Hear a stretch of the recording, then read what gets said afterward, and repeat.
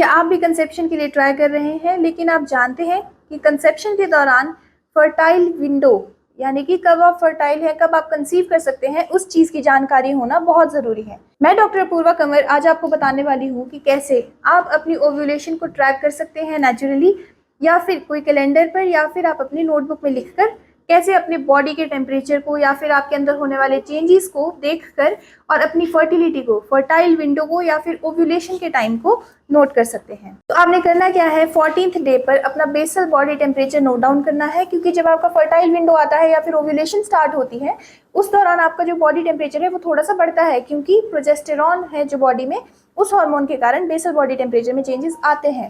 साथ ही में आपने म्यूकस डिस्चार्ज यानी कि जो सफ़ेद पानी निकलता है उस पर आपने ध्यान देना है। अगर आपका जो 14 डे होता है, ओव्यूलेशन का टाइम होता है, उस दौरान सफ़ेद पानी निकलना बढ़ जाता है, तो अगर किसी का म्यूकॉइड डिस्चार्ज या फिर म्यूकस डिस्चार्ज इंक्रीज हो रहा है तो हो सकता है वो उसका फर्टिलिटी का टाइम हो। तीसरी चीज़ है कि 14th डे का हमेशा ध्यान रखना है। 14 डे से 5 डेज बैक, 5 डेज आगे आपने ध्यान रखना है कि उस दौरान कंसेप्शन के लिए ट्राई करना है, क्योंकि उस टाइम जो हमारा एग है वो रिलीज होता है। एग रिलीज होता है तो वो थ्रू फेलोपियन ट्यूब्स आता है फर्टिलाइजेशन के लिए, और उस टाइम हमारी एंडोमेट्रियल थिकनिंग भी एकदम परफेक्ट होती है। उस दौरान अगर एग और स्पर्म फर्टिलाइज हो जाए तो उसके लिए कंसेप्शन होने के लिए जो एंडोमेट्रियल लाइनिंग है वो परफेक्ट होती है। तो इस तरीके से 2-3 चीज़ों का ध्यान रखकर आप अपनी फर्टिलाइजेशन को इम्प्रूव कर सकते हैं by noting down your ovulation time या फिर your fertile window. Fertile window के टाइम आप कंसेप्शन के लिए ट्राई करेंगे तो 60% चांस या 60 to 70% चांस इंक्रीज हो जाते हैं नॉर्मल फर्टिलाइजेशन। तो इस तरीके से अगर आप फर्टिलिटी रिलेटेड इश्यूज़ के बारे में जानना चाहते हैं तो हमसे जुड़े रहें।